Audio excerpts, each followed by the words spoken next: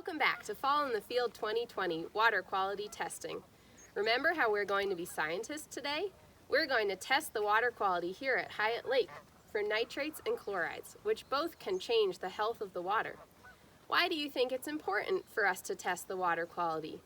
This water at Hyatt Lake is actually used for irrigation for farmers to water their food crops. Some years it's even used for drinking water after it's filtered. So we need to know that the water is clean and healthy. Our question today is, do you think the water at Hyatt Lake is healthy for human use? Before we dive into our testing, we need to make a hypothesis, which is an educated guess based on observations. So think back on those observations that you made of the video before. My hypothesis is that I don't think the water at Hyatt Lake is healthy because I see lots of goose poop on the shore. So go fill out on your data sheet your hypothesis based on your observations.